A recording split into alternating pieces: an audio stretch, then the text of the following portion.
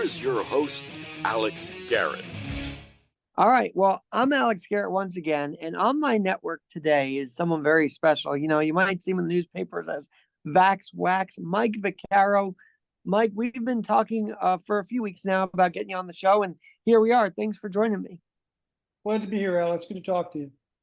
We'll get to the commonality we have in a little bit, but let's start off with the fact that last week you wrote in kind of frustration how the Mets and Yanks getting, the way they lost last Friday was very frustrating. Mets get blown out 14-2, and then of course they've been on a tear since then. And the Yanks losing that game to Boston the way they did, you were frustrated. I could tell that in your tweet. But as a sports reporter, you write that frustration, but do you feel like you have to have a sort of unbiasedness too as you write it? Well, look, I mean, I am unbiased, and I genuinely haven't lost sleep over the outcome of a baseball game the way fans do in decades. But look, I understand also two things. One, I know how fans feel because I was a fan for many years. And two, look, I mean, it's better for business when these teams are doing well because more people want to read the stories, more people want to click on our stories, more people want to buy the newspaper. I mean, there is kind of a symbiotic relationship there, and one does lead to the other.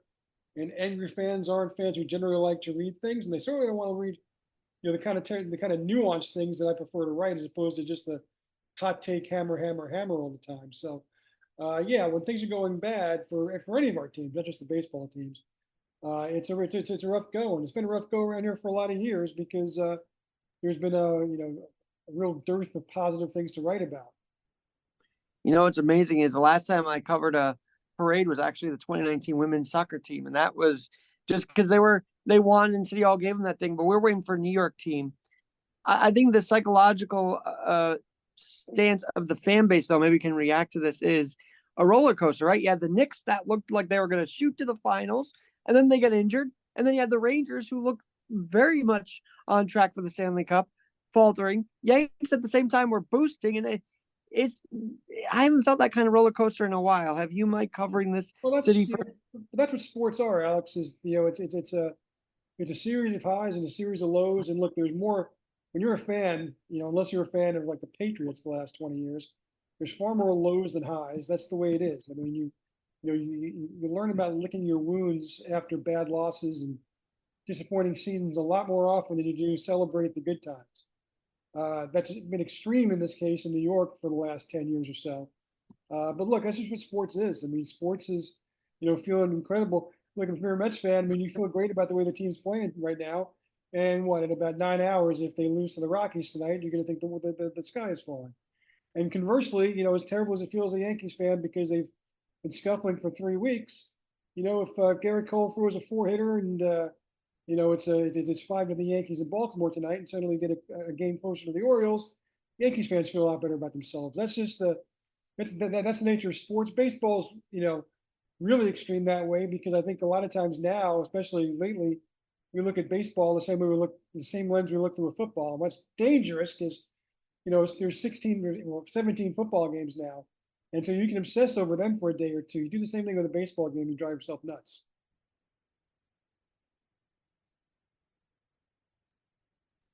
Yeah, and I tell you what, the Mets have found a thing with this "Oh My God" anthem. What are your thoughts on that, real fast?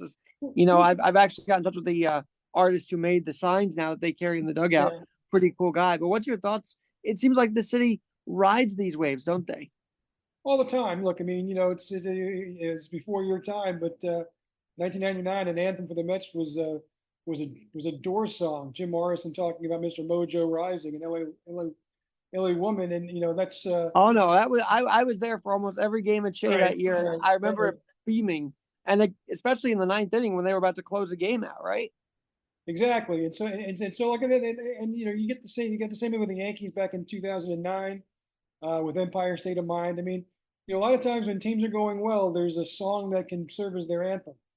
And for the Knicks for years, it was that old "Go New York, Go New York, Go," which they've kind of revived. I mean, there is a real marriage between sports and music, and I think when you have a song and a hot team, it's a natural marriage.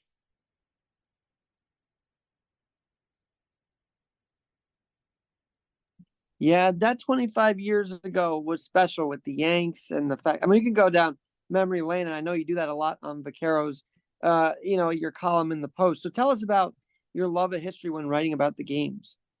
Yeah, I grew up a huge sports fan. I grew up a huge fan of reading about sports, and my father really instilled in me an appreciation for why we got here and the history of sports and the history of everything really, but specifically sports.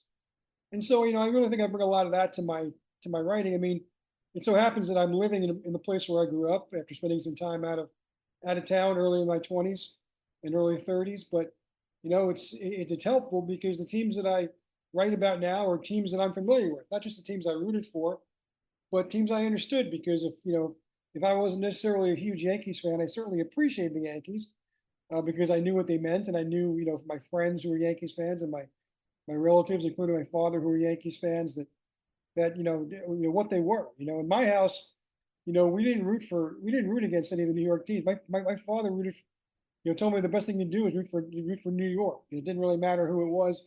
I mean, I suppose if the push came to shove, he would have rooted for the Yankees over the Mets. But in those years, you didn't have to worry about that. And he was that way with all sports. And I think that was unwitting but great training to become a sports columnist in this city. Because unlike, I think talk radio, allows its participants, and certainly podcasts allow its participants to take sides, to be fans, Mhm. to concentrate on one side of the divides in the sports. I think in my job, I really have to be conversant on all of them, and do my best to not show whatever my colors were, at one time in my life. And one of the things that I use as a gauge if I'm doing something right is if I cover a Subway series, and afterward I get 20 people accusing me of being a Mets homer and 20 people accusing me of being a Yankees homer, then I know I've done my job. And that's usually what happens. All right, I gotta ask you this: away from the sports scene right now, athletes that you've interviewed that you got a kick out of, that you want to interview again, and ones that haven't interviewed yet that you'd like to. Yeah, look, I think the best one, and I think anybody who's covered him, and it's no surprise when you see his work on TV, is David Cohn. He's a guy who wanted to be a sports writer when he was a kid. I don't, it's usually the other way around. Most kids grow up want to be a baseball player, and they grow up and become sports writers. In his case, it was reversed. He wanted to be a sports writer as a kid, grew up to be a baseball player, and then obviously a terrific television personality. But whenever you would talk to him, it wasn't just that he was available and accessible and accountable, but it was also just terrific company, terrific conversation. Mike Messina was like that. Once he got to know you, he would once he trusted you. I mean, he would talk about any number of subjects with you. Most of them having to do with pitching, but other things also. It's a Stanford guy, who's conversing on a lot of things. So, I start there. I always enjoyed talking to Patrick Ewing when he was a player. I got to know him very well. Talked to him many times when he was coaching Georgetown. Uh, Never left a conversation with Patrick where I didn't feel like I was better off for having had that conversation. Hmm. Guys I haven't talked to, look at me. Here's the thing: is that things are so different now, and I think so many athletes are trained from an early age to be bland and not show your personality until late in your career. When it's time to think about the next step, and a lot of times that next step is broadcasting.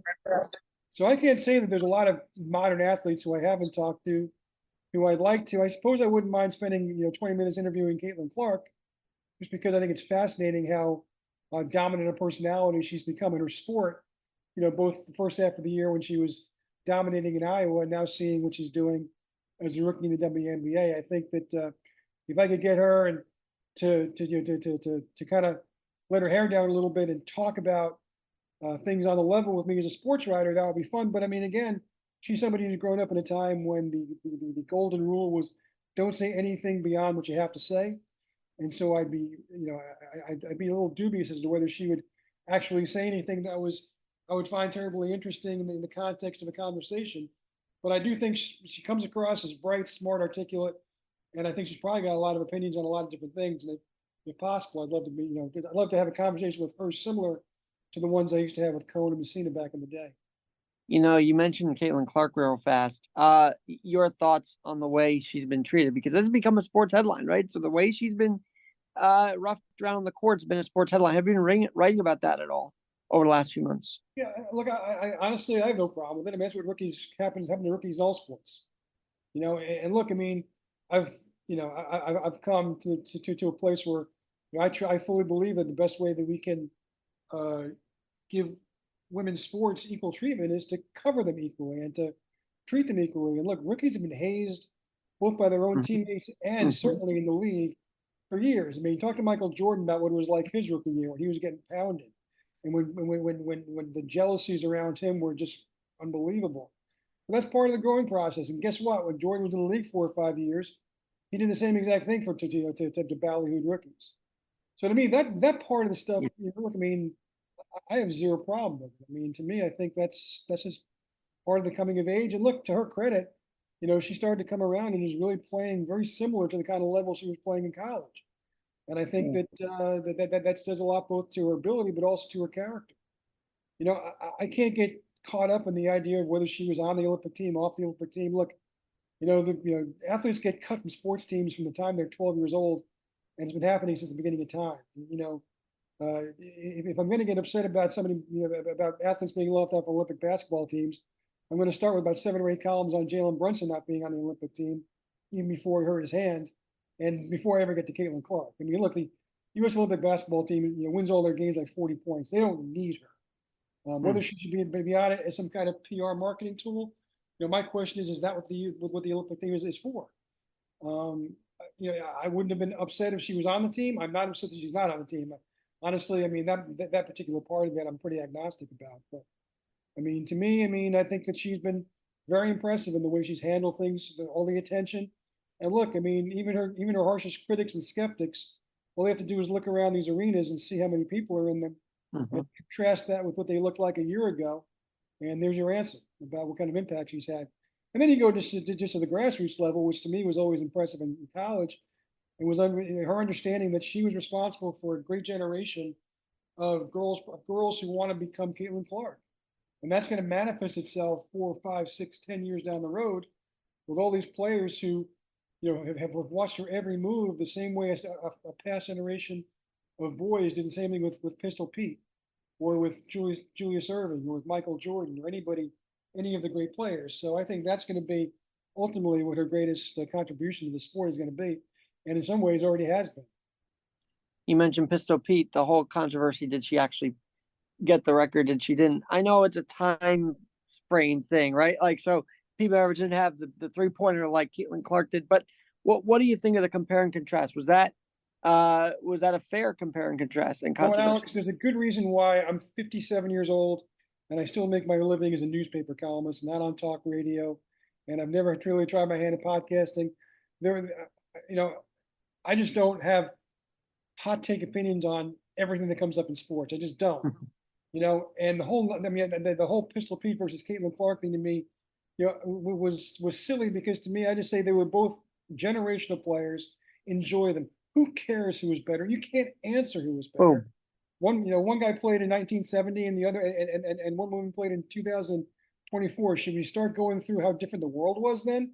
Forget about basketball and forget about the fact that you're talking about, to me, it's just, I understand. Look, I mean, there are some people who find it fascinating and more power to them. But like I said, that's kind of the reason why I would have a hard time filling 4 hours of talk radio. And I've always known that about myself. It doesn't bother me who the backup tight end for the Giants is. I mean, let me see how he plays and then I'll make a comment. And if that's, that probably would have made me a lousy talk show host. So I'm probably smart to have avoided that career path. But, I think, it's just like, I, as I tell people, look, I do a lot of ripping my column. I rip guys and I take Sure. them to task and I criticize them. And, that's not the fun part of my job. I come to every day thinking I'm going to write about something good. But I'm going to see something I've never seen before, want to praise somebody because they did something that is pretty cool. And sometimes you don't. Sometimes you got to rip the manager. Sometimes you got to fire the manager. Sometimes you got to trade the right fielder in your column. And that's okay. But I think, there's got to be a balance to it. And frankly, I Sure. just don't think you can afford to be balanced in talk radio and think you're going to have a job 13 weeks from now because it's about the cycling and recycling of hot takes and opinions. And I appreciate that. There's a market for it. I'm just not very good at it. All right, Mike. Speaking of hirings, firings, do you feel like the media of New York really can influence what a team does? I mean, do you feel like if all of the post columnists, including yourself, call for the firing of Aaron Boone, that's going to happen? Or is that just sort of like wishful thinking? I mean, not that you have, so to speak, but in general, when the media calls on the firing of someone, is that influential on the team? I think it only is when the time comes that a team also happens to feel that. I mean, I don't think someone's going to read my column saying it's time to move on from Aaron Boone, which I haven't written yet, by the way. But I'm saying if I did, I'm not saying that Brian Cashman and Hal Steinbrenner is going to read that and say, well, Vaccaro said this, we got to move. I mean, I think there was a time when that was the case. You used to have very influential writers in this town, Jimmy Cannon, Dick Young, and a lot of times they built the agenda. I mean, I think sports has become a lot more complex and a lot more intellectualized through the years, and so they don't use that as a crutch.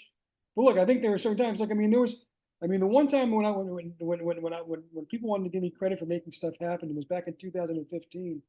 I wrote a really heavy column criticizing Sandy Alderson before he made the moves that actually delivered the Mets the World Series, and I just crushed him for not doing anything and letting the team die on the vine. And I mean, I've probably gotten more reaction to that column than any I've ever written because, instantaneously, I mean, both talk radio stations were reading it on the air when I was driving home, stuff like that. And, what actually happened is not long after that, Sandy Earlson basically made 5 trades that won them the pennant. Now, did you do that because I said So so? you're responsible for getting your Cespedes in, right? Then that's your doing, right? Well, that's the thing. I mean, that's the time frame I'm talking about. Now, do I think that he went out and got Yoni Cespedes because I said that he had to make some move? Of course not. Clearly, I mean, Sandy Alderson's has forgotten more baseball than I'll ever know. I mean, that was always already in his mind. He's trying to make the right moves. He just can't, he's working at his own speed. So it just so happened the timing seems that, well, Vaccaro ripped him, and all of a sudden here comes Cespedes, and here comes, all these other players. And, of course, I don't believe I had anything to do with that. But I do think what my job is, more than trying to influence, is trying to capture what the zeitgeist is and what the thinking is behind them in making the decisions. So I'm not wildly saying, well, the Mets should do everything in their power to get player X. When I don't have an idea if they have any remote interest in player X, or because especially in today's day, I guarantee you, however many critics David Stearns and Brian Cashman have, or any of the other GMs in sports, their decisions might not always work out, but they're always informed decisions. These guys spend hour upon hour doing due diligence to see what will be the best fits in clubhouses and lineups and so forth. So, I mean, I think it's my job to have an idea of what these guys are thinking so that if I do have an opinion, it's going to be an informed one. I mean, to me, an uninformed opinion is the most useless thing in the world, and not just for a newspaper columnist. I mean, if you're just spouting opinions, no one's going to pay attention to you after a while if none of them make any sense or go anywhere. All right. Well, that's funny you said that because you mentioned player X. So let's go to X right now. And I feel like the New York street sports talk, which we used to hear every day on the streets of New York, right, the 90s, early 2000s, has transferred literally to online. And I find it hilarious when people lose their minds after a player doesn't do well. My joke is if Twitter was around in 97 after Mariano blew that save against Cleveland and blew that game, Twitter would have asked him to be traded, right? So it's amazing how quickly Twitter loses mind. And as a journalist, do you follow that stuff and just laugh at the humor of what X has brought us? I do laugh at it. I mean, I generally only use X to use as a vehicle for putting out my column. Occasionally, I'll add something else. You referenced one of the things I tweeted that wasn't a column earlier. I do. Look, I mean, I do think it's valuable. I don't think it's a scientific consensus by any stretch. Most people aren't on Twitter, so therefore it can't be a scientific, judgment of what people are thinking. And even though most of the people who are on Twitter or X don't, opine that much, it's a small percentage of people who do. But it does give you an idea of which way the wind is blowing. So from that sense, it's helpful. Look, I mean, I always go back to the fact that, in 1926, Babe Ruth ended the World Series by trying to steal second. Think about that for a second. He was on first. The Yankees are down a run, Game 7, Yankee Stadium. Place is probably going nuts. He tries to steal second. He's thrown out. Game over. Oh, by the way, Lou Gehrig went to the plate. Gets thrown out. I just suppose Twitter would react, or X would react to, forget Babe Ruth. How about if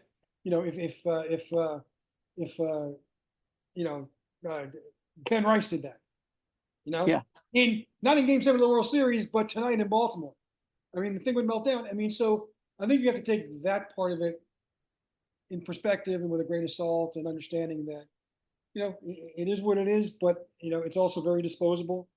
And one of my favorite X handles is cold takes exposed or freezing cold takes exposed.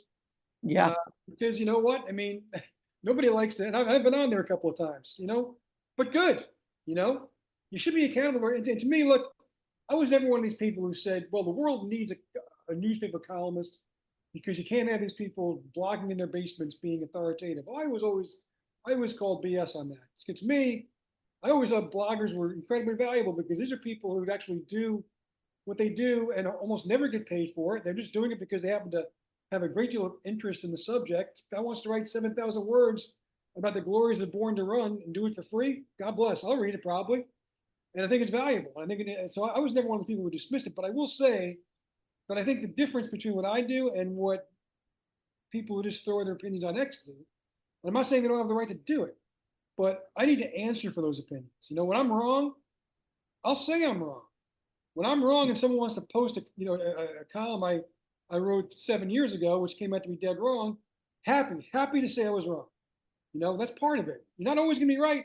And if you come across, sadly, because he was so great for so many years, I think one of the reasons why Francesa became a little difficult to listen to his last few years in the Fan is that he was never wrong, even though he was wrong a lot. But probably no more than anybody.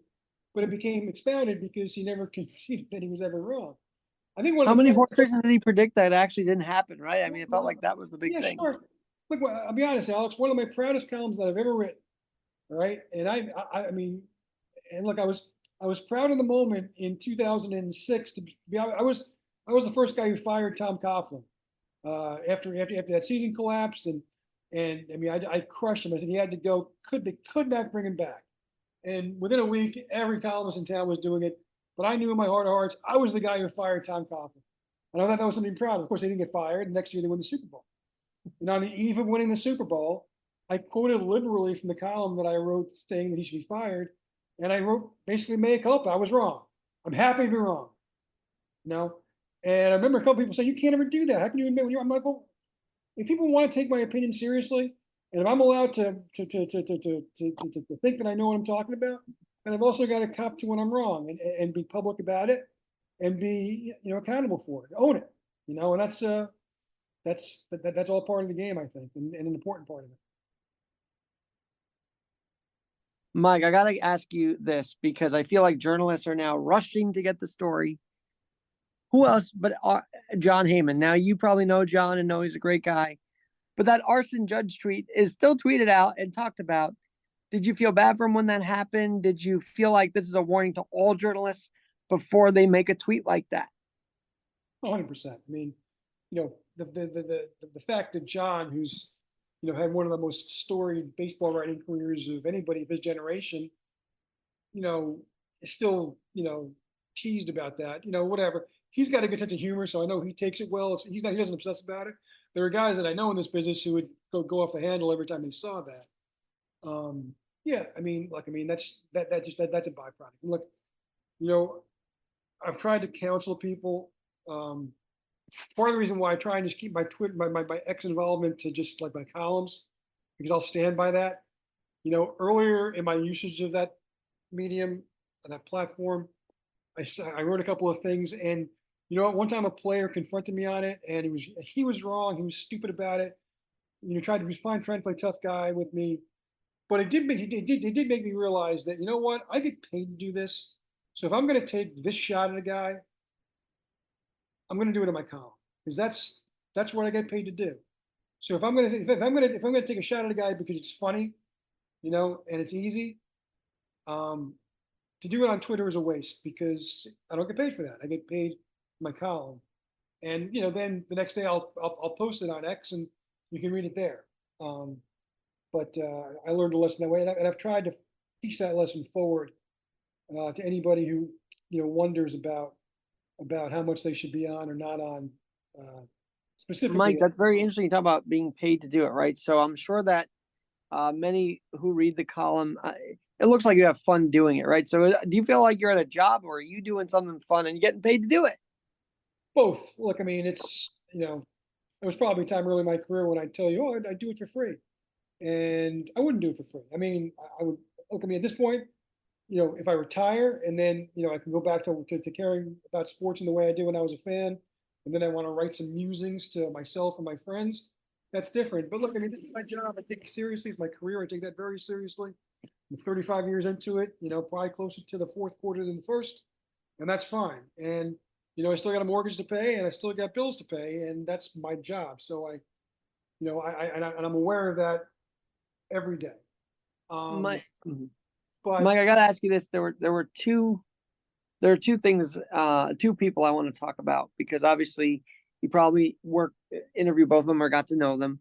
Obviously, Willie Mays, we just lost a couple of weeks ago. And then tomorrow, believe it or not, is the anniversary of George Steinbrenner's passing. So I want to know your take on first Willie Mays, any great experience with him or conversation you've got to have with him, and then the boss, George Steinbrenner. yeah, I just talked to Willie in dugouts mostly. Occasionally was able to get him on the side. He was a guy who depended on the mood, but if you got him in a good mood, you're going to enjoy the 5 minutes or the 20 minutes or the 45 minutes you had with him because he was full of stories. He enjoyed being Willie Mays. He enjoyed everything about being Willie Mays. He enjoyed the fact that it allowed him to play baseball for many years. He enjoyed him. It allowed him to have a life in baseball for many years after he stopped playing. And I really thoroughly enjoyed talking to him. Steinbrenner, I did talk a lot. Look, I mean, I'm happy to mention here on this show that I'm writing a book about the Steinbrenner years since the entire Yankee time since they were sold for the first time in '65 to CBS, but onward. Obviously, there's a lot of George Steinbrenner in there, so I'm kind of knee deep in the research to that. And Well, I was one of the people he got to mentor because he actually had me in his suite when I was 8 years old, up until the age of 18. So if you ever need insight, let me know. I'd love to. I certainly will. You and I can talk separately about that. But and look, I mean, he's one of the most complicated figures in the history of sports. I mean, there's 1,000 things that he did that make you cringe, and there were 1,000 things he did that make you say, "Wow." And it's kind of why I've done a 180 on his Hall of Fame candidacy. I used to be pretty hard line and say, "He's a man who's thrown out of baseball twice. How do you possibly put him in the Hall of Fame?" And on further review, for one, I'm not minimizing the two things that got him thrown out of baseball, but neither of those things were violations of the spirit of the game. I mean, certainly not the first one, which had to do with Watergate. The second one, I mean, you could argue it's not a great thing to blackmail your best player, which is essentially what he did. But that didn't, that never wound up resulting in Winfield being traded prematurely or anything. So you can't say it necessarily directly impacted the baseball. And then when you just consider the fact, just the impact he had on the sport, and I'm not saying that it wouldn't have gone in this direction without him, but him and Gene Autry and Ray Kroc were the three guys who, when free agency came aboard, understood the possibilities. And specific to Steinbrenner, he was in the same market as the Mets, and the Mets in those years were run by a cheapskate named M. Donald Grant, who ultimately wound up letting Tom Seaver go. And the contrast between the way those two teams took to free agency, one with open arms, one just didn't want any part of it. And so you saw what happened in the immediate aftermath of that. And look, it was, George ultimately made a lot of missteps in free agency also. So you have to take the bad with the good. But, I think the Hall of Fame is designed for the most impactful people in the history of the sport. And if you're going by that definition, I don't know how you can have a Hall of Fame without his plaque in there. Well, that is so true. And, every year I've been pushing for that. And I know the family has as well. I was knowing the family a little bit. I was a little disappointed when they all booed Hal. I know it's New York and everything, but yeah, sure. It was Old Timers Day last year. I don't know if you were there for that or not, but they all booed him. And I'm just like, ease up on him. We're not an ease up town, though. That's for sure. Right. Well, look, I mean, Hal's personality is different than his father's. Sometimes it's a point of frustration for fans who, are used to every time the Yankees lost 2 games in a row, there was George raging in the papers at somebody. Hal's never going to do that. That's just not who he is. And it would be detrimental if he ran the Yankees other than the way he thinks the Yankees should be run. That said, look, I mean, I take issue with people I don't think it's you anybody who boos anybody. You meet your money, you can do whatever you want. The lunacy that people think that Hal doesn't care about winning is comical. The idea that his being loyal, his defaulting on the side of loyalty is some kind of character flaw is laughable, because these same people 30 years ago were embarrassed by the fact that George Steinbrenner once had 24 managers in 23 years. So, you can't have everything. The fact of the matter is, the Yankees have been awfully good for an awfully long time. They've been awfully good in the era of Hal Steinbrenner. They've not gone to the World Series since then. It's also a lot different game now. You have an extra round of playoffs. There's far more financial repercussions for those who spend. There's far more available funds for those who wish to try and spend here and there. The ideas of sports are different. I think we know now that you're going to get most of the production out of players before they reach free agency than you will after in almost every case. A lot of that are things that George never had to worry about. Hal wants to win. Of course he wants. Look at how much money they've laid out. I mean, it's absurd for people who tell me he doesn't want to win. And I feel the same way about both Cashman and to a lesser degree Boone. I'm not saying that they should all be appointed their jobs for life. No. If you're not doing well, then changes have to be made. In the ultimate boss's case, it means making the change. In the underling's case, it means maybe having to be a victim of a change. But the notion that they don't care is just, it's preposterous to me. And, even Hal, I mean, the times I've talked to Hal, I mean, obviously he wants to win. Obviously he wants to win a championship in his own right, I mean, but it's a different world. In the same way, it's funny. I came across a quote through my research where George, when he first bought the team, said, no team's ever going to win 5 championships in a row the way the Yankees did in the 40s and 50s, because it's a different game. And they came as close to that particular thing as you could. But yeah, I guarantee you right now, the same people in baseball, unless there's an extraordinary circumstance, you're not going to get a team like the Yankees from 96 to 2000. Just not. The game isn't built that way. And so, to me, I think it's just, it's just, like I said, preposterous to think that Hal doesn't want to win. Mike, I don't understand though. I don't understand how people on Twitter could say, well, bench Aaron Judge and it's only April. And I know you've written about Judge extensively. So have you gotten to know him, and what's it like being around the captain, Aaron Judge? Well, he's larger than life. I mean, he's very much in the school of Derek Jeter. He's accountable. He owns things, stands up after every game, talks. He's a captain, in every sense of the word. He's got a presence about him, which is, undeniable. But look, you talk about the guys, people on X. I don't have a problem with fans. Like they can do what they want. To me, the nameless, faceless people on Twitter who want to rip athletes, the same thing as people who boo. I almost think it's more. It's more.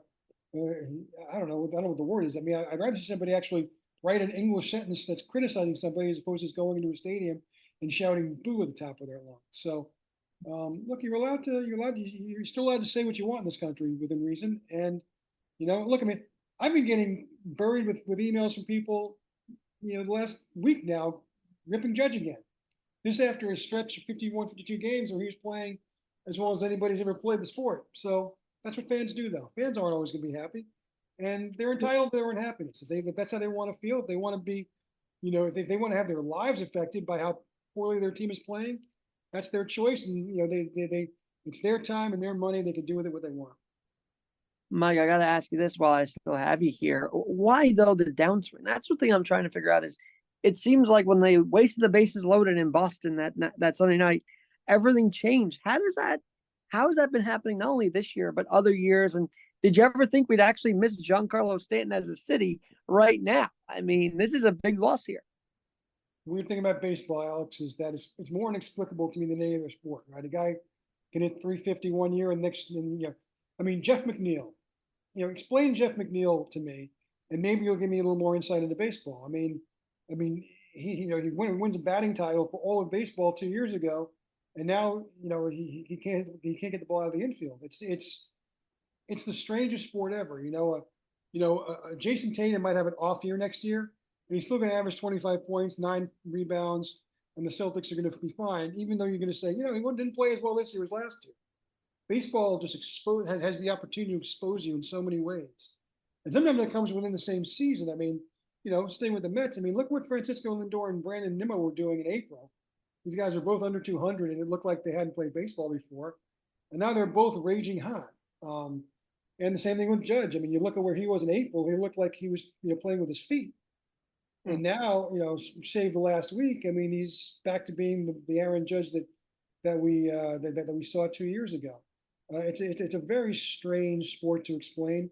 And I think in the same way you do that with individual players, you do it with teams. I mean, it's why, look, I mean, I think more than any other sport, I mean, if you have good players who like each other, a good manager who's smart, and good chemistry, those teams are going to win.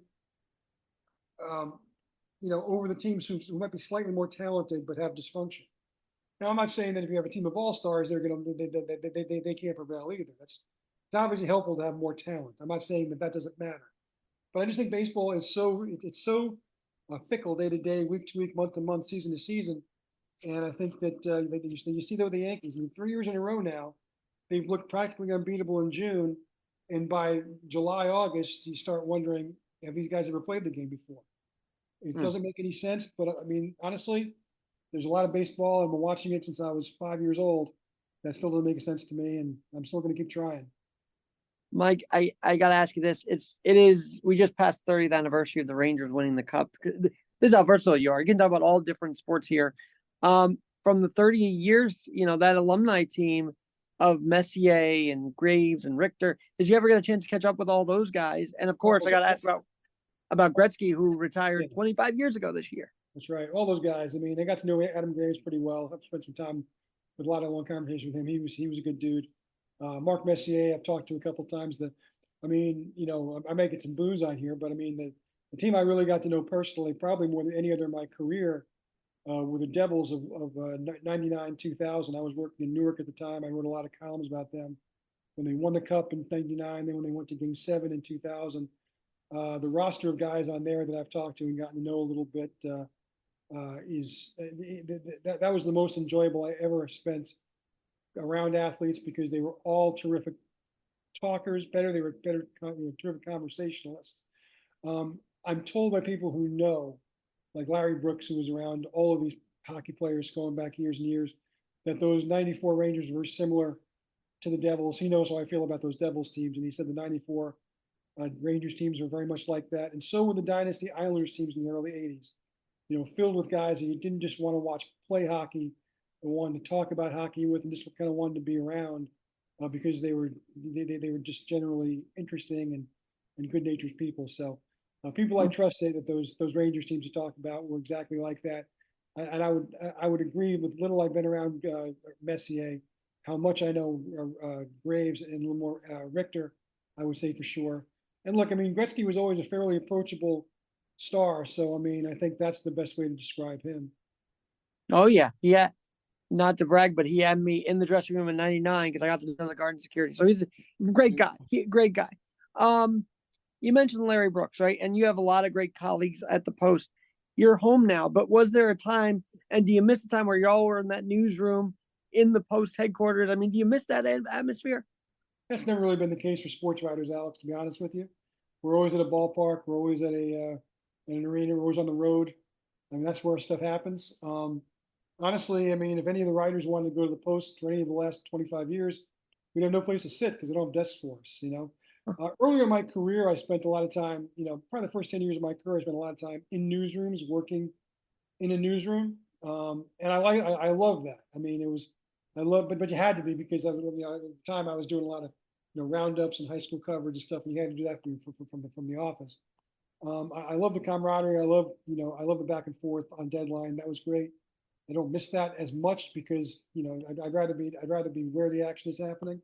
And, I really haven't worked inside a newsroom on a regular basis probably since 1998, which is quite a while ago now. And that's just the rhythm. So there are guys in newspapers, who go their entire careers and never meet each other because there's very little reason for the hockey writer and the football writer to ever meet each other, and that happens a lot in a lot of these newspapers. 100-year of the Giants, speaking of football, and I'm excited for that. I was at the 100-year event, very exciting atmosphere. Now I think everybody's going to be watching this team because they're making a big deal about the 100th season. Can they do something here? Obviously, they lose Saquon, but what's your take, Vax Wax, Mike Vaccaro? I think this is the rebuilding season everybody's been expecting coming along, was pushed off 2 years ago because they won more games than they were expected to. I think we all can agree that was probably a quirk of scheduling and good fortune. Last year, I think, was more regression to mean, but I even throw out last year because it's hard to make any evaluations because you're playing with second and third string quarterbacks most of the year. I think, but I do think, look, they're gonna miss Saquon, and look, I think Joe Shane, especially if you've seen the first two episodes of Hard Knocks, I think you have reason to put your faith in this guy. He seems like he knows what he's doing, but there's just so much damage he has to overcome and make right. And been an organization that's kind of been in the tailspin for the 10 years before they got here. Again, I don't think they were necessarily helped along by that feel good playoff season 2 years ago, because I think it maybe stalled some things they wanted to do. But now they're fully into it. Now I don't think they're going to be 1-16, but I think 7-8 wins is a reasonable goal. I think staying maybe in the playoff hunt until early December is a reasonable goal. I think that they just don't have enough horses yet. And they'll get them. I mean, I think that's part of it. Football is the one sport I think that you can still be committed to a 2 and a 3 year plan, because you got to do things like work with the salary cap and get new talent in and get the old get the dead stuff out. So I think they'll be fine. I mean, in the next 2-3 years, I just think it's going to be a rough year this year. And I know as a sports reporter, you love having to cover Aaron Rodgers. He gives you, content almost every day, it feels like, right? So what's that like, been covering him since he came to the Jets? Well, I'll say it this way: if I covered the Jets every day, I guess I'd like having him around, because he's always a plan B if he's not already also the plan A. Look, I mean, I've seen ballyhoo people come in and come out. I saw the Tim Tebow era. I saw the Wayne Gretzky era. I've seen a million of these guys come in. I'm unaffected by it. I mean, I'm gonna, I've written about 4 plays of him so far, so it's, I don't have any kind of history to draw upon. If he plays great, I'll love writing about it. If he plays lousy, I'll be more than happy to write about that, even though fewer people will read about it.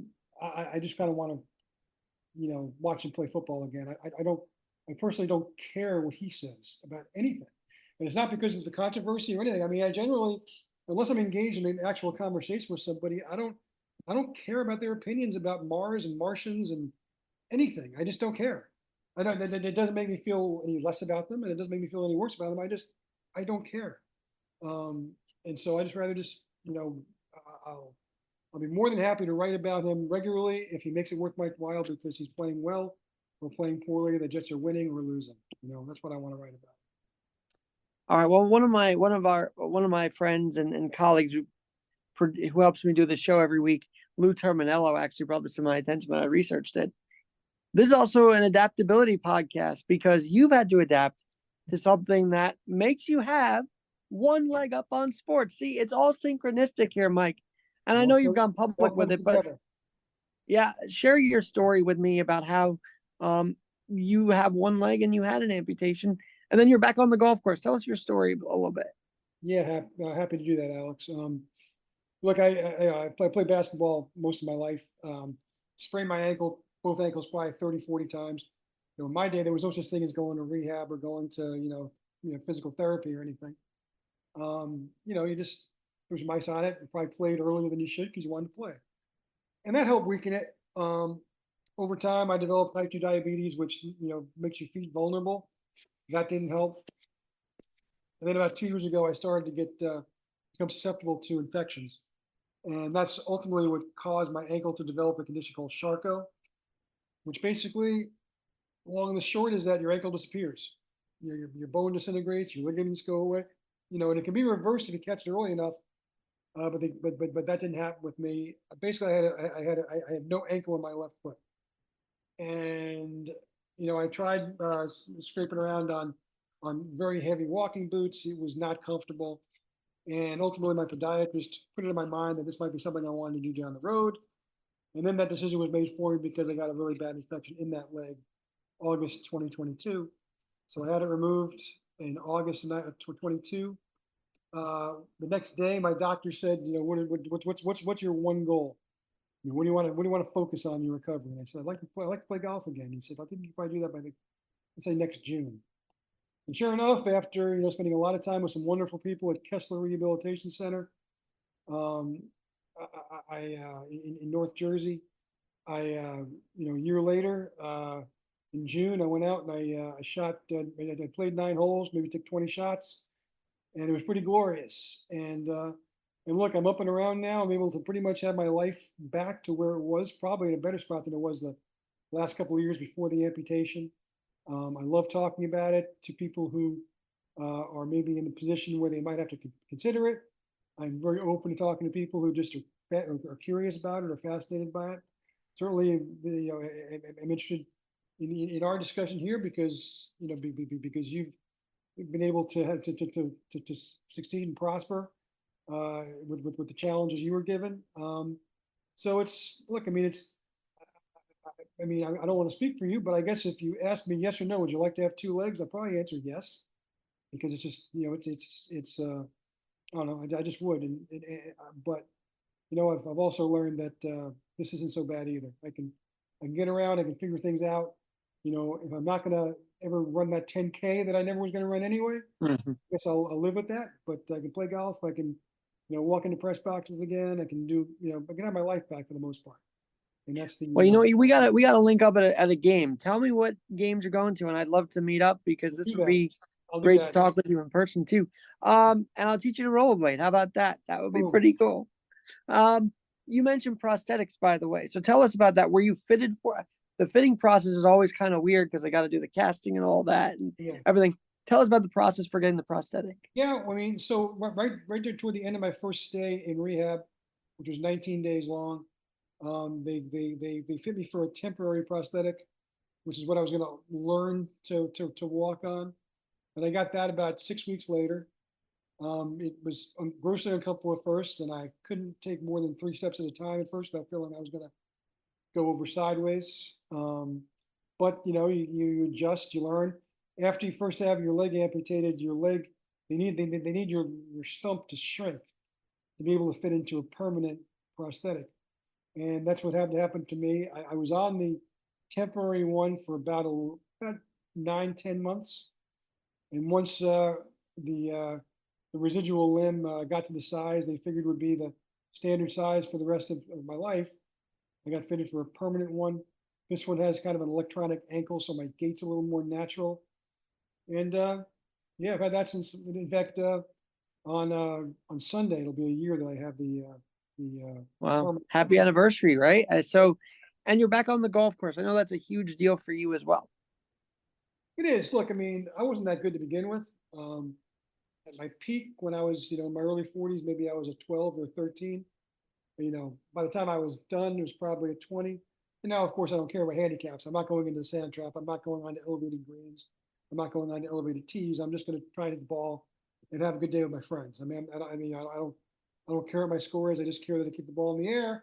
And the fact of the matter is that, in a lot of ways, believe it or not, now I don't hit the ball nearly as far as I used to, but I hit it straight as a pin. I know where it's going. And so, if every time I get up there, I can knock the ball forward 140, 160 yards, Mm-hmm. play until they take the clubs out of my hands. All right. Well, we're going to end on a sports note here because obviously it's the All-Star break coming up. What do you want to see from these two teams coming out of the break and at the deadline? Do you have hopes and dreams for these two teams to make moves? What would you do? Look, I think what the Yankees need, and I think this would probably, make their fans feel a little better about the way things are. There's just so many mental mistakes that seem to plague this team. Lack of hustle, lack of really high baseball IQ. I mean, I'm not sure you can necessarily wave a magic wand or, maybe just concentrate more. I don't have the answers for that, but I think that's kind of what you would like to see coming out of the All-Star break is a more focused team that's doing the little things better than they're doing them now. And look, I just think they built themselves such a cushion. I mean, I don't think they're going to wind up 82 and 80. I don't think they're going to wind up out in the playoffs. But I think what they want to do is they want to figure whatever's ailing them out, and by the time they hit September and October, they're playing their best baseball, as opposed to what happens a lot of times is you're kind of shaky going to playoffs, then the hot team, like the Rangers last year and the Phillies 2 years ago, just kind of takes over. The Mets, I want to see what they do after the break, in terms of the deadline. I mean, I do think that David Stearns wants to see if it's possible to both be a buyer and a seller. If you can, address areas of need like the bullpen, by doing that with like areas of strength, which right now looks like the starting rotation. Um, because look, I think that after last year, whether or not all their deadline moves were right or not, and I think it's still open for debate. You know, I think what really stung the ownership was the belief that they didn't care enough to try. And I realize that probably seems silly, but the fact is, in baseball now, there's no percentage. There's very little percentage in not trying, because like you look at the Phillies the last couple of years, they were out of it early in the season. They squeaked in the playoffs both years, and both years, one year they wound up in the World Series, 2 wins away from a championship. Last year, by rights, they probably should have been in the World Series again. And you know, they did that because they just knew when to get hot. And look, I mean, if the Mets are, as you and I are talking, they're in playoff position. As you and I are talking, the Yankees are still in playoff position, still within shouting range of the Orioles. I mean, you know, as a sports writer, nothing I would like better than having those teams, you know, be in the hunt in late September. It'd be wonderful if they could both be in the playoffs. It's happened so infrequently in the years since 1962, but whenever it does, it's a great thing for the city. You know, I'd love for October to not only be about the Jets and the Giants. October, you know, by rights, could be about, you know, 6 teams or 7 or 8 teams. October is the month when all 9 of our teams play. So it'd be wonderful. Right. And there are some times where all the teams win, and that's a rarity, but sometimes that happens on a Sunday. Exactly. So true. And I can't let you go without asking this, because you've probably talked with them extensively. I think you wrote columns on it. Doc and Daryl getting their numbers retired. I mean, do you like what the Mets are doing, retiring these guys who maybe it was a long time coming for them to get their name and numbers in the rafters? What do you think? Well, it was a really long time coming for Jerry Kuzman and Keith Hernandez. And I know that was, you know, and in fairness, the Wilpons had already approved the Keith Hernandez one before they gave up the team. But I think it was, I think Steve Cohen, who is a Mets fan, who's been a Mets fan since the start, and I think rightfully said, you know, it's time we start embracing the history around here, because you know the Mets might have the history the Yankees do, but they absolutely have a history, and it's a very important and rich one, and we're going to celebrate it. And you know, along those lines, now Hernandez and Kuzman are on the wall, Darryl and Doc are on the wall. I'm pretty sure that David Wright's probably on the wall soon, and then we'll see what happens thereafter. But I think he's rectified that. I think it's really important to him that that the Mets acknowledge who they are, who they've been, where they've come from, what they've done. And you know, Tim, it's not maybe as important as what they're doing now, what they're going to do next year, the next 2 years, next 10 years. But I think it's important to him, and I think that has really, you know, that's one connection he's going to have with the fans. And I think that's one thing. You know, you can't. He's one owner that's going to be hard to say, well, he doesn't really care. He cares. You know, just because an owner cares doesn't mean that the team's going to go. No one cares about anything in any realm of life more than John Mara cares about the Giants, right? He literally is in physical pain when they lose. He kicks garbage cans, right? No one cares more than that man. Now, that doesn't mean that just by caring doesn't mean they're not going to be, you know, 4-12 a lot of sometimes. And so, you know, it burns my bacon when people say, well, Mara doesn't care. No.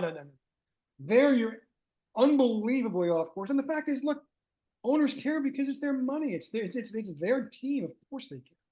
But so, I mean, you know, of course, we're harkening back to our thing about Hal Steinbrenner. But yeah, I'm personally, I'm very happy that the Mets. And look, I mean, I think if it stays where it is for a while and eventually they add number 5, I think I'm fine with that for a long time. I'm not sure if there are any other numbers. You can certainly make an argument for maybe the shared retirement of Gary Carter and Yogi Berra. You can probably make an argument for Jose Reyes, although I wouldn't necessarily support that. I don't John think. Franco, maybe. Yeah, I mean, but again, I think there needs to be a difference between Hall of Fame, club Hall of Famers and numbers retired. You know, I think sometimes the Yankees, you know, I would argue whether Ron Guidry deserves to have his number retired, frankly, that kind of thing. But I'm as well as a Hall of Fame voter.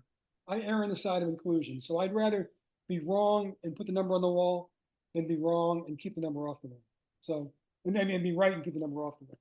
So, I mean, you know, maybe why not? You know, I'll certainly happily take up the debate for John Franco if his name's ever in the, ever in the docket. Well, Mike, this has been such a special conversation, and I'd love to come back with you as we hit that September mark, right, and see where we're at. And I'll be following Wax in the papers as well, and I hope our listeners do too. Sounds good, Alex. Really good talking to you. Hope to see you in the ballpark soon.